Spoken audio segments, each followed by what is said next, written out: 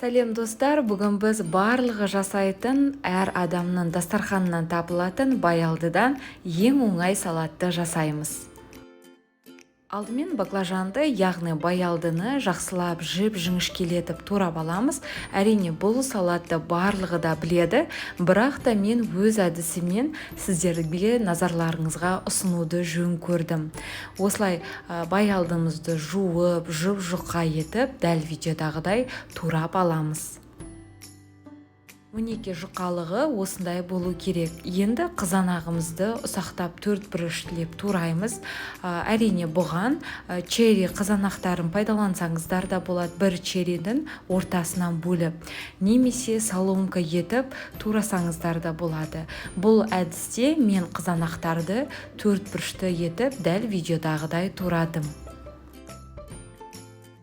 Сонымен қатар достар, менің YouTube каналыма тіркеліп қоңыраушаның белгісін бассаңыз, қандай да бір жаңа рецепт шықса, міндетті түрде сізге хабарлама келетін болады. Қызанағымыз дайын, енді оған сарымсағымызды, майонезімізді қосамыз. Сарымсақты міндетті түрде үккіштен өткізетін боламыз. Мінеки біздің арасына салатын соусымыз дайын. Енді баялдыны бірінші екі жұмыртқаны жақсылатып араластырып аламыз. Одан кейін ұнтақталған, құрғақталған нан, яғни панировочный сухариға осылай малып жасайтын боламыз.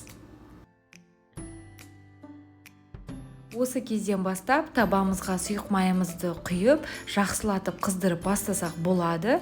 Одан кейін барлық баялдымызды қуырып аламыз. Шамамен менде 2-3 минут уақыт өтті.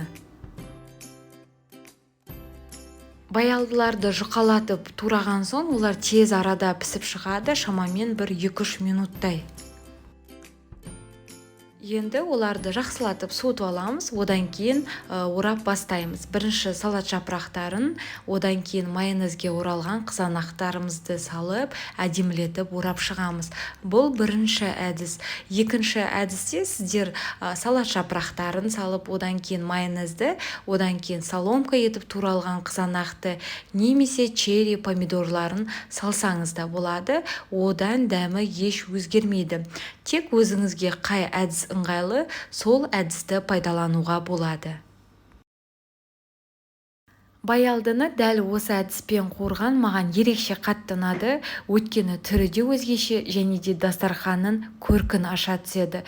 Жасап көрсеңіздер болады. Сіздермен бірге болған Гаухар, ас болсын.